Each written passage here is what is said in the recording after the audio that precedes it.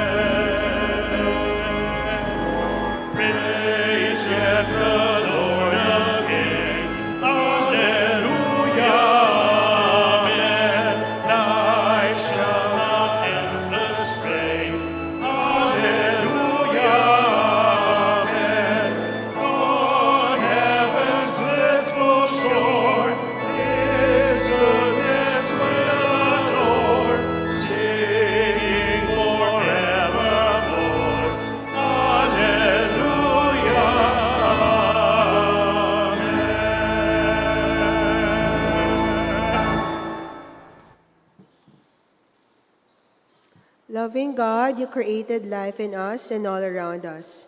Open us to receive your gifts in your world and your word, that we may be not just hearers of the word, but doers also. Amen. Amen.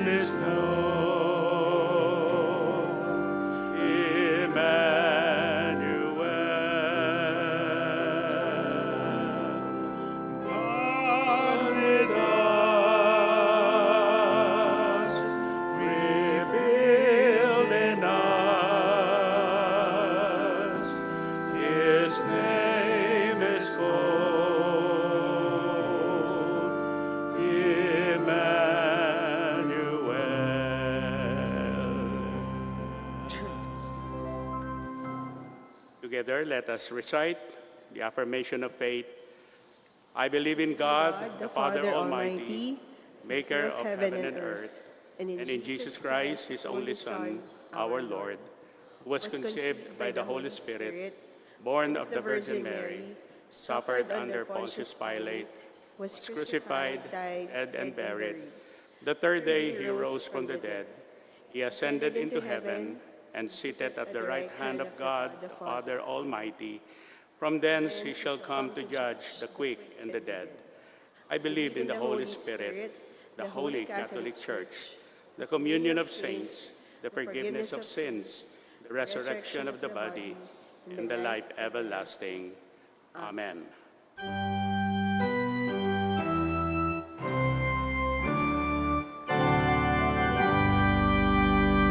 Glory be to the Father, and to the Son, and to the Holy Ghost, as it was in the beginning, is now, and ever shall be, world without end.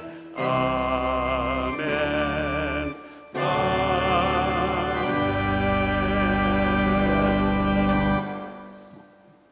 O God who loves us, hear our prayer.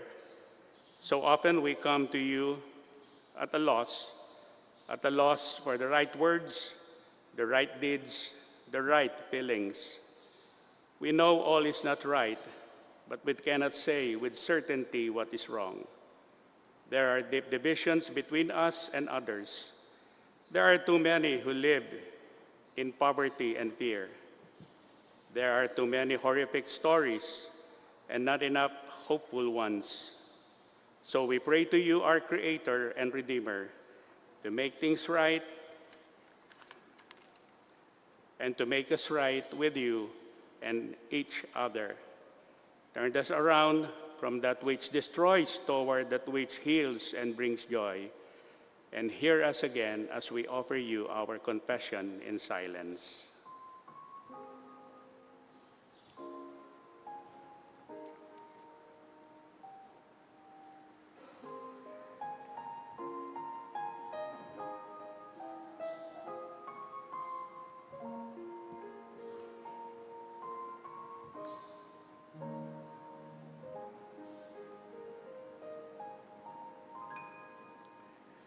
Friends, let us proclaim the good news in Jesus Christ. We are forgiven. Let us go out into the world as people made new by God. Amen. The peace of the Lord Jesus Christ be with you all. And also with you. Let us offer one another a sign of peace, love, and reconciliation. Peace, everyone.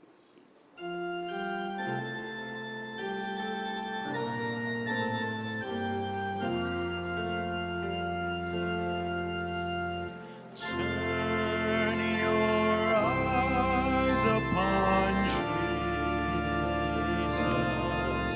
Look full in his wonderful face, and the things of earth will grow strangely dim in the light of his glory and grace.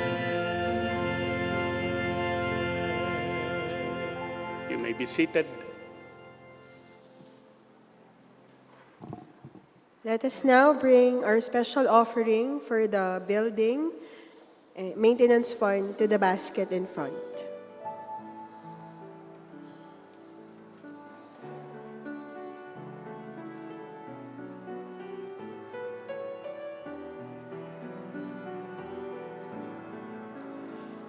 Kang mangamba, di ka nag-isa. Sasamahan kita, saan man magpunta.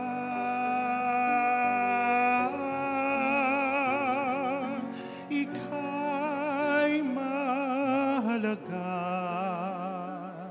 sa aking mga mata. mahal kita.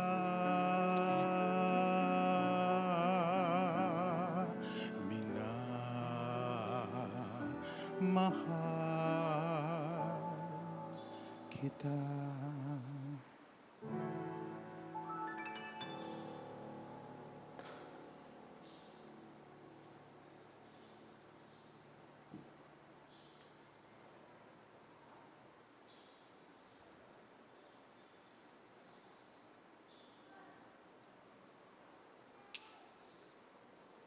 Okay, so good morning. Good morning. Good morning. So may I call on Brother Manny to welcome our guest for today.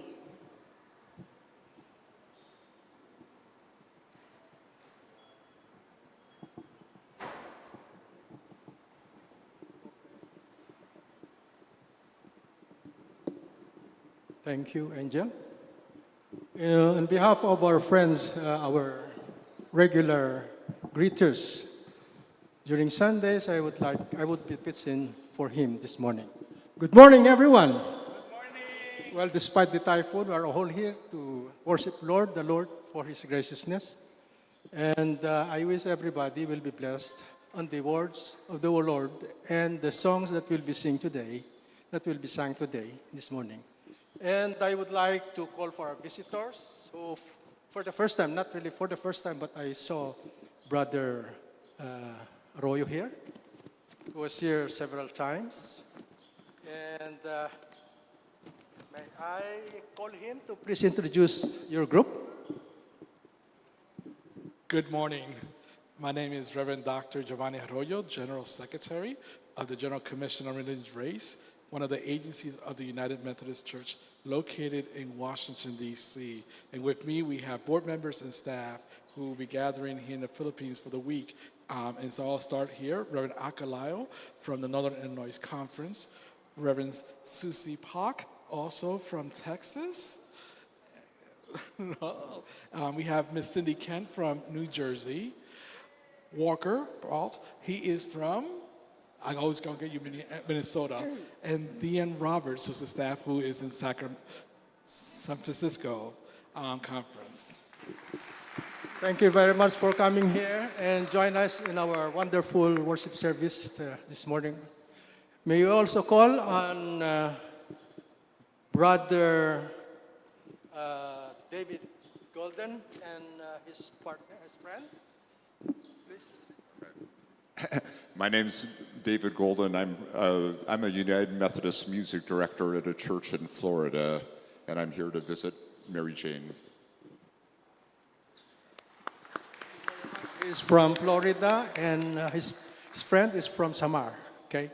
We have also here Xiao Deng Peng from Tian Full United Methodist Church, or it is from Brooklyn, New York. Is he here?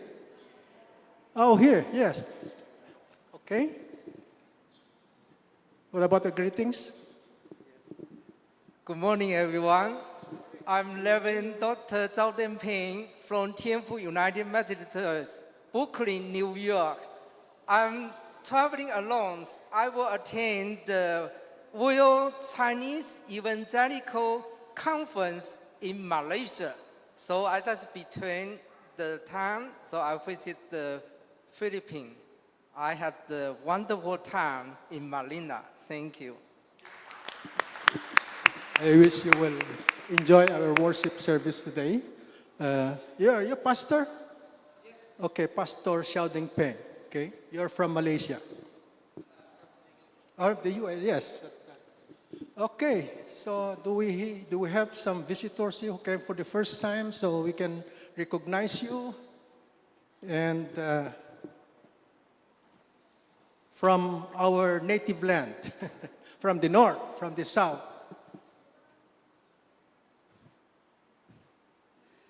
I suppose it's the first time to see you, brother. No? Our sister here. For if have any time, she will attend our worship service. Yes, many times already. Many times already. Okay, thank you. From here? So there's no one, so Thank you very much. And I'd like also to greet those who are in the live streaming, who are watching in our worship service. Despite the typhoon, super typhoon that we have, we are here to worship the Lord. And out there, please enjoy the worship service this morning. Thank you. Thank you, Brother Manny, and welcome again to Central United Methodist Church. Now, for our birthday celebrators for this week from July 12 to 18. So for July 12, Noel Calmol, Elisha Dumpit, Mark Tarantan. For July 13, Joko Kaimol, Reverend Jordan Manyabat, and Steve Tarantan. For July 15, Kay Fonasher, Luisa Onilia, and Tristan Joseph Oreta. For July 16, OJ Panaga. July 17, Reverend Benjamin Mendilio. And July 18, John Pamintuan. Let us sing Happy Birthday. Happy birthday to you. Happy birthday to you. Happy birthday, happy birthday. Happy birthday to you. And celebrating their wedding anniversaries on July 15, Roy and Evangeline Benviaje, and Dominador Jr. and Levi Raquel. For activities for the month of July, may I call on Sister Jervy Suarez to share us some announcement about the Pagsulong Year 3.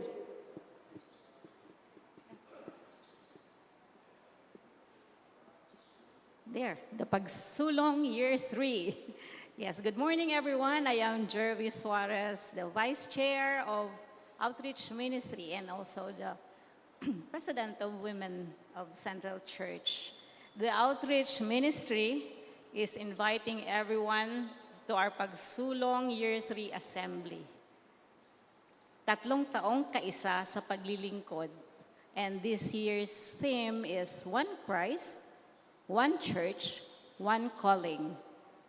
And 1 Peter chapter 4, verse 10 teaches us to be good stewards of God's grace, ensuring these abilities given to us by God are used to serve and bless others. So everyone, see you all on July 18, Saturday, 8 a.m. to 12 p.m. at Garcia Hall. Have a blessed Sunday, everyone. Okay, thank you, Sister Jervy. Now, for other activities for the month of July, so for today, July 12, Sunday, we'll have the 40 days of prayer at the prayer room, 9 a.m. until August 20, Thursday. It's a junior worship service at Perez Chapel, 10 a.m. And then WSCS Fellowship at Love Room after the English service. And the BOT meeting at Faith Room at 1 p.m. And for the other activities for the month of July, please refer to the schedule of activities at the back of the liturgy. Now, let us continue with our service. For the reading from the Old Testament, let us open our Bibles. Our reading is from Genesis 25, verse 19 to 34. This is the account of the family line of Abraham's son Isaac. Abraham became the father of Isaac, and Isaac was 40 years old when he married Rebekah, daughter of Bethuel the Aramean, from Padan Aramea, and sister of Laban the Aramean. Isaac prayed to the Lord on behalf of his wife because she was childless. The Lord answered his prayer, and his wife Rebekah became pregnant. The babies jostled each other within her, And she said, "Why is this happening to me?" So she went to inquire of the Lord. The Lord said to her, "Two nations are in your womb, and two peoples from within you will be separated. One people will be stronger than the other, and the older will serve the younger." When the time came for her to give birth, there were twin boys in her womb. The first to come out was red, and his whole body was like a hairy garment. So they named him Esau. After this, his brother came out, with his hand grasping Esau's heel, so he was named Jacob. Isaac was 6 years old when Rebekah gave birth to them.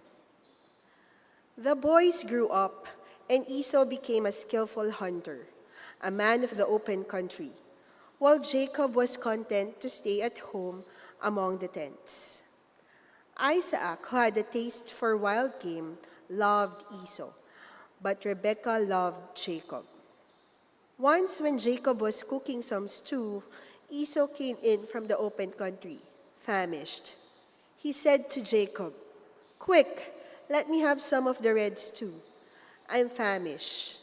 That is why he was also called Edom. Jacob replied, "First, sell me your birthright."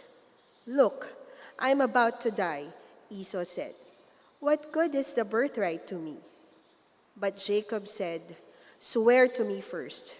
So he swore an oath to him, selling his birthright to Jacob. Then Jacob gave Esau some bread and some lentil stew.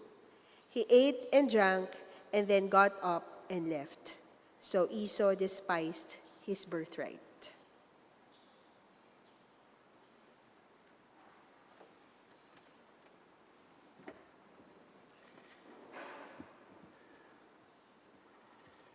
The reading of the Gospel according to Saint Matthew. And I'm reading in the New Revised Standard Version. The same day, Jesus went out of the house and sat beside the sea. Such great crowds gathered around him that he got into the boat and sat there, while the whole crowd stood on the beach. And he told them many things in parables, saying, "Listen, a sower went out to sow, and as he sowed, some seeds fell on the path, and the birds came and ate them. Other seeds fell on rocky ground, where they did not have much soil, and they sprang up quickly, since they had no depth of soil. But when the sun rose, they were scorched, and since they had no root, they withered away. Other seeds fell among thorns, and the thorns grew up and choked them. Other seeds fell on good soil and brought forth grain, some 100-fold, some 60, some 30. Let anyone hear listens." Verse 18. Hear then the parable of the sower. When anyone hears the word of the kingdom and does not understand it, the evil one comes and snatches away what is sown in the heart. That is what was sown on the path. As for what was sown on rocky ground, this is the one who hears the word and immediately receives it with joy. Yet such a person has no root, but endures only for a while. And when trouble or persecution arises on account of the word, that person immediately falls away. And for what was sown among thorns, this is the one who hears the word, and cares of the world and lure of wealth choke the word and yields nothing.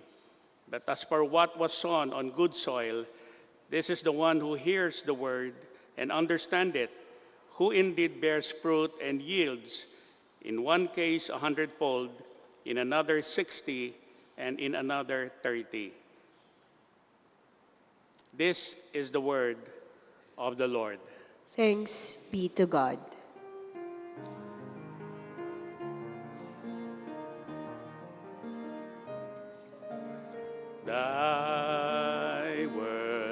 is a lamp unto my feet and a light unto the path.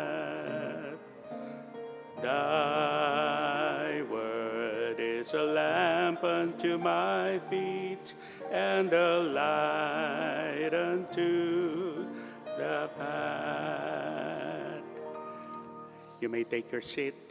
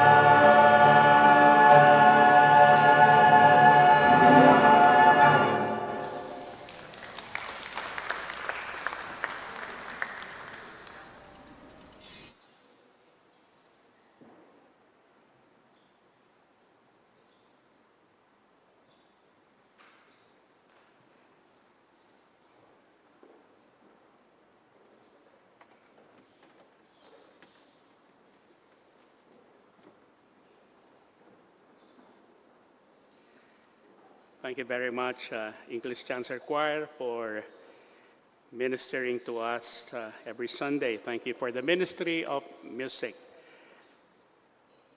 Good morning, brothers and sisters in Christ. God is good, and all the time, indeed, that God is great and God is good. There are few stories Jesus tells that seem as impractical as this one. Imagine a farmer today. He has limited seed, considering the rising fertilizer cost, unpredictable weather, and uncertain markets. No agricultural consultant will advise him to scatter seed everywhere. On the road, among rocks, into thorn bushes, it would be considered wasteful. Yet Jesus describes exactly that. The sower throws seed without discrimination. Some lands on the path, some on rocky ground, some among thorns, and some on good soil. It almost sounds careless, but perhaps Jesus is telling us less about farming and more about God. Perhaps the extravagance of the sower tells us something astonishing, meaning God is more generous than we imagine. God does not reserve grace only for the deserving. God does not calculate worthiness before offering love. God scatters mercy with reckless abundance. And long before we decide whether we want God, God has already decided to love us. And that is where this parable begins. First, the seed is never the problem. The seed is never the problem. You know, most sermons focus on the soil. Jesus certainly explains the different kinds of soil. But before speaking about the soil, notice something remarkable. The seed never changes. The seed is always good. The gospel is not defective. God's love is not insufficient. And the kingdom has never lacked power. And if something fails to grow, it is not because God's word lacks power to produce life. John Wesley often reminded the early Methodists that God's grace is already at work before we are even aware of it. He is called this prevenient grace, the grace that goes before us, awakening us long before we choose God. And this means every person in this sanctuary, every neighbor outside these walls, every stranger we fear, every person we disagree with has already been touched by God's gracious initiative. The seed has already been scattered, and God had already begun. Number two, soil is not identity. And this is where many of us misunderstand the parable.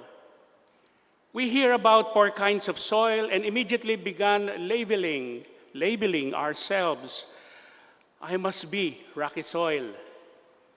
I'm thorny soil. I'm good soil.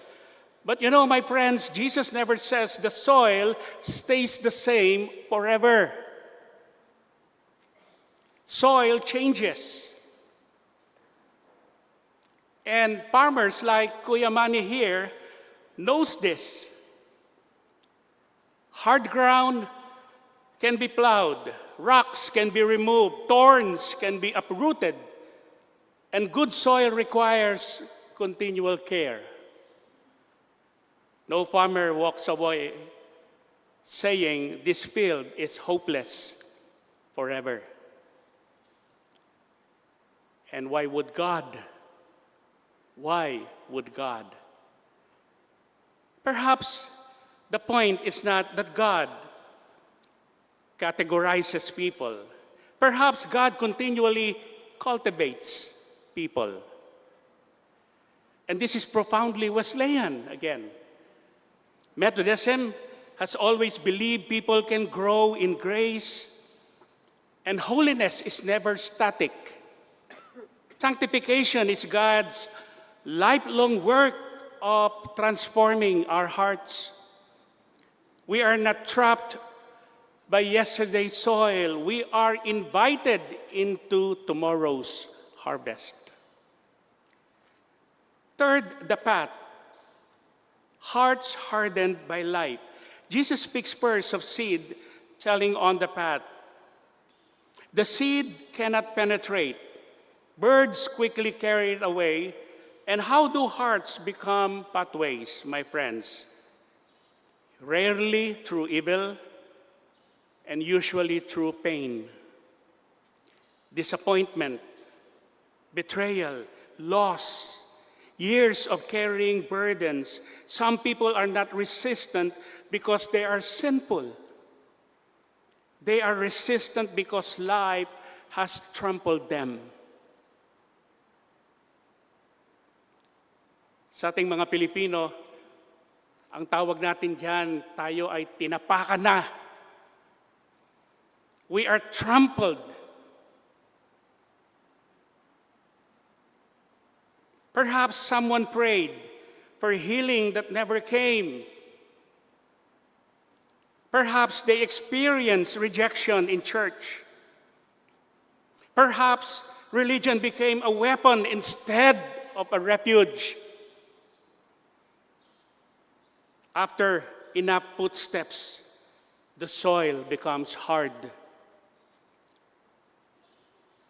Barbara Brown, my favorite, Barbara Brown Taylor, one of my favorite preacher, reminds his readers, and I quote, that faith begins not with certainty, but with paying attention.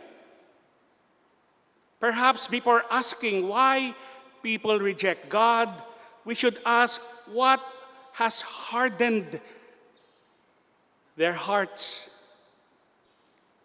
Because healing begins not by blaming the soil, but by gently breaking it open with compassion. The rocky ground, enthusiasm without roots. The rocky soil receives the seed with joy. Growth comes quickly, but root remains shallow. And eventually, hardship arrives. The plant withers. This is not a criticism of emotional faith. Emotion matters. Joy matters. Revival matters. You know, my friends, but discipleship cannot survive on emotion alone.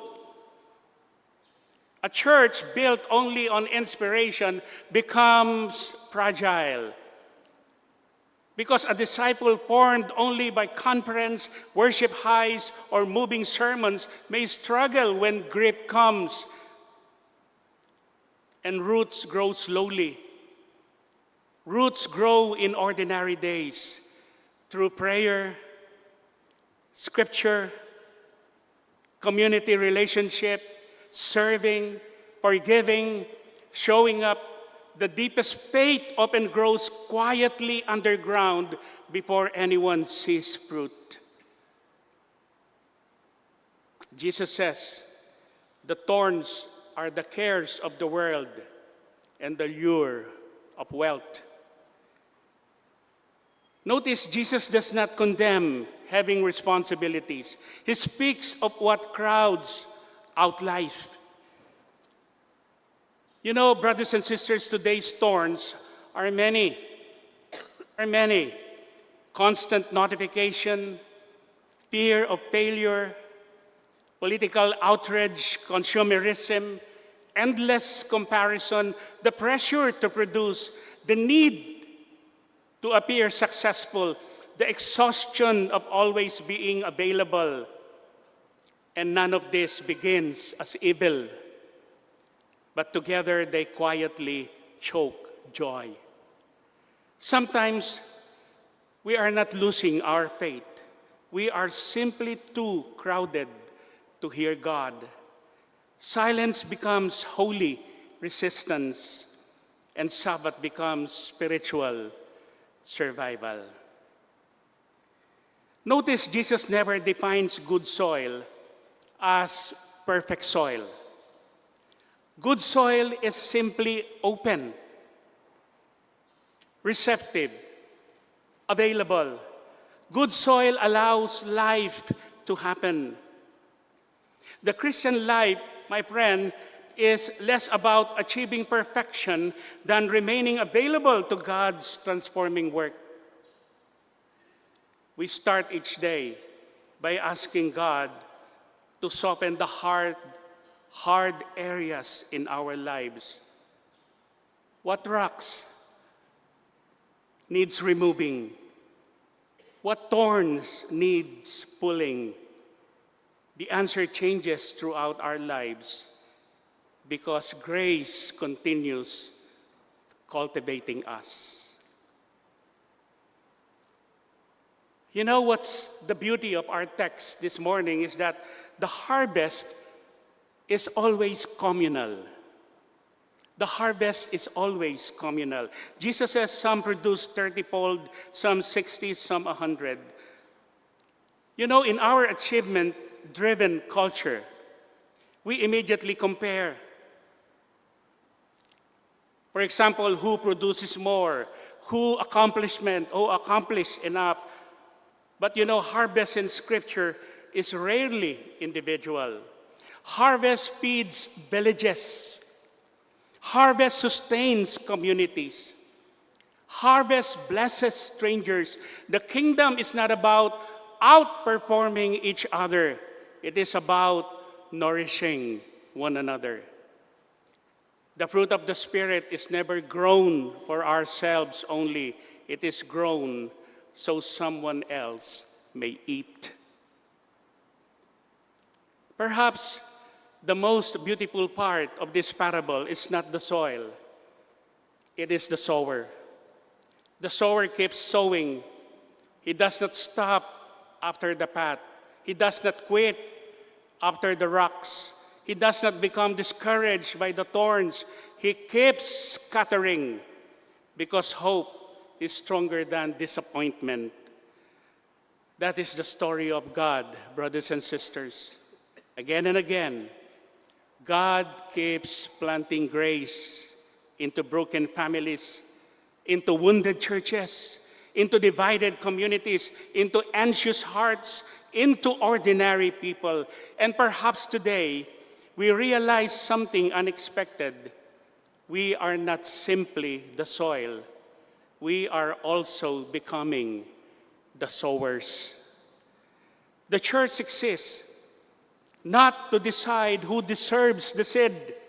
The church exists to scatter it generously, to love before judging, to welcome before measuring, to forgive before condemning, to believe that every life can still become fertile ground.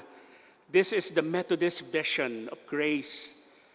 Grace before conversion, grace during transformation, grace until we reflect the holiness of Christ. So today, let us not ask, which soil am I? Instead, let us pray, Lord, keep cultivating me. Remove whatever hardens my heart. Deepen whatever lacks roots. Free me from whatever chokes life, and make my life a harvest that feeds your world, that feeds my community, that feeds my church. In the name of the Father, and of the Son, and of the Holy Spirit. Amen.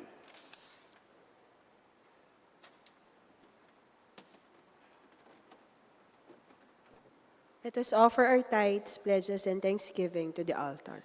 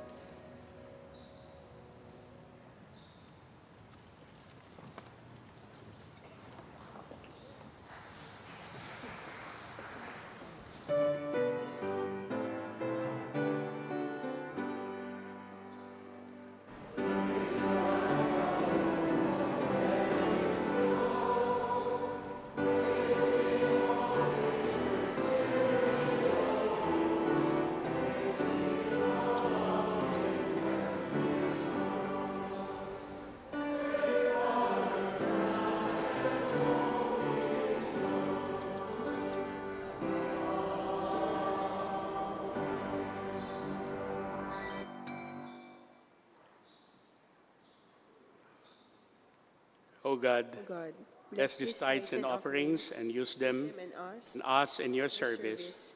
that This church might be a light leading the way to you and the and the salvation you offer freely to all. We ask it in Jesus' name. Amen.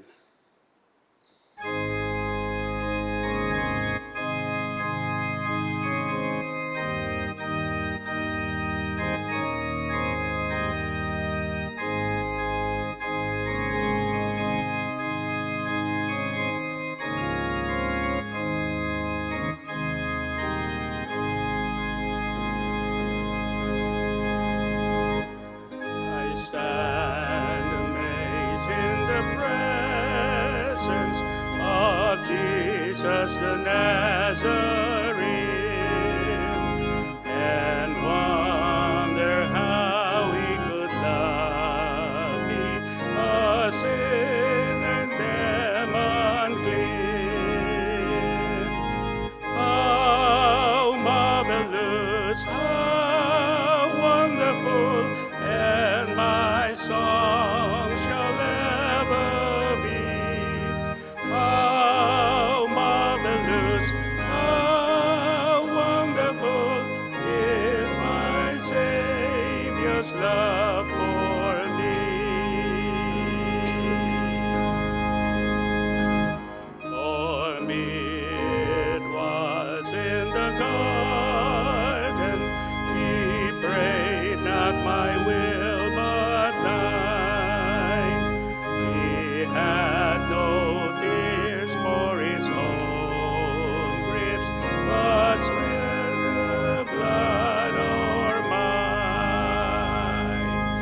How marvelous, how wonderful, and my song shall ever be. How marvelous, how wonderful is my Savior's love for me. In pity, angel beheld him and came from the world of light to comfort him in the sorrows that bore my soul that night. How marvelous, how wonderful, and my song shall ever be. How marvelous, how wonderful is my Savior's love for me.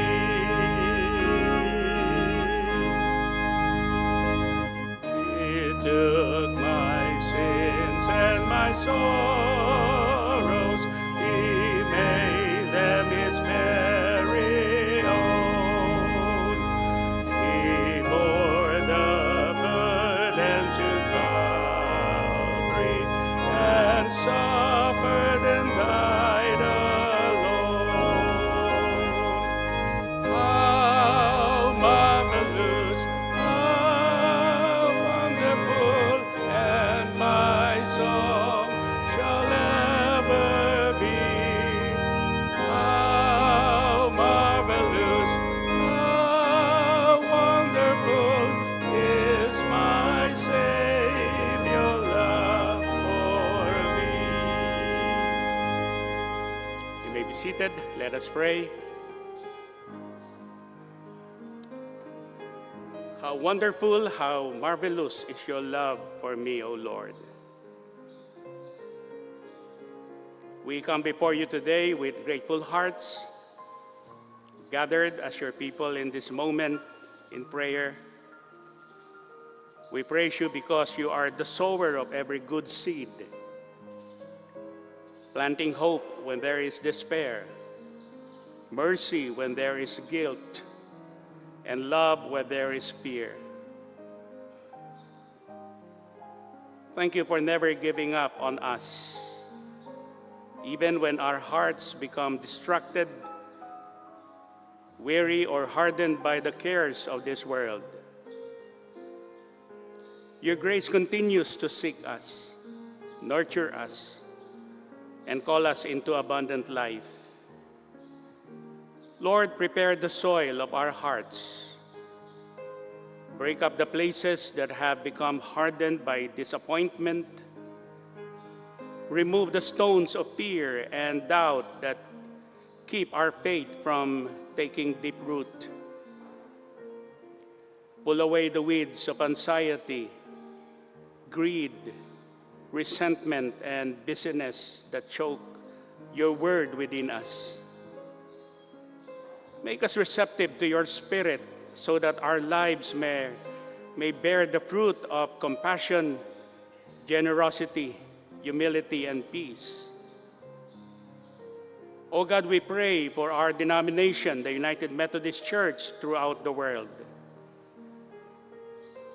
Renew your people to be faithful witnesses of the gospel. May we never simply hear your word, but live it with courage and joy.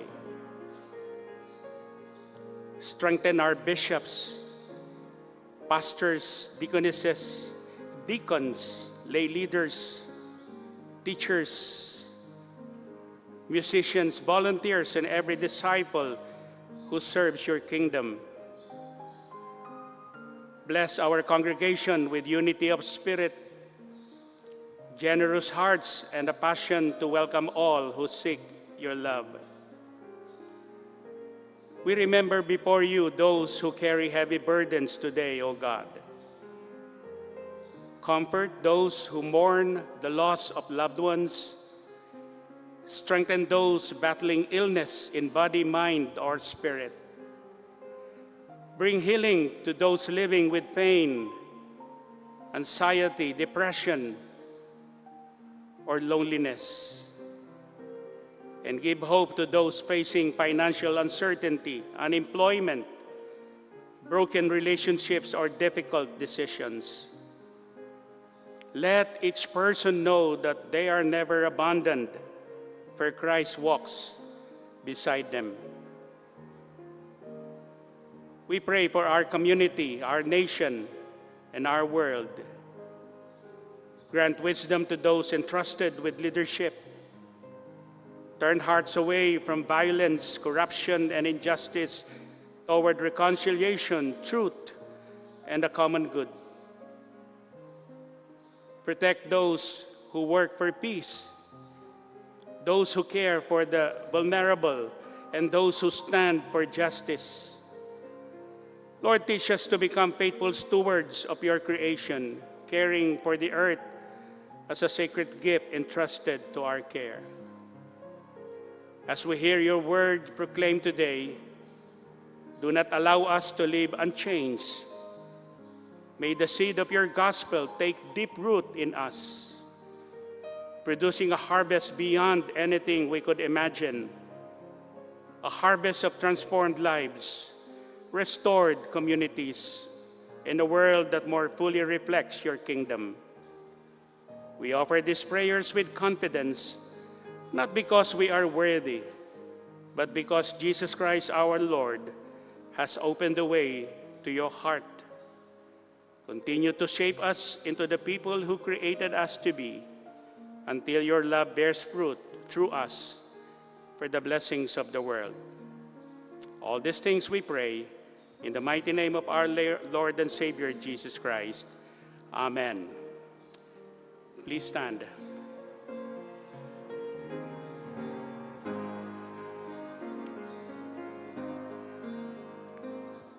When with the ransom in glory his face at last shall see, 'twill be my joy through the ages to sing of his love for me. How marvelous, how wonderful, and my song shall ever be. How marvelous, how wonderful, love for me. Receive the blessings of our Lord Jesus Christ, the love of God, and the communion of the Holy Spirit be with you all now and forevermore. Amen.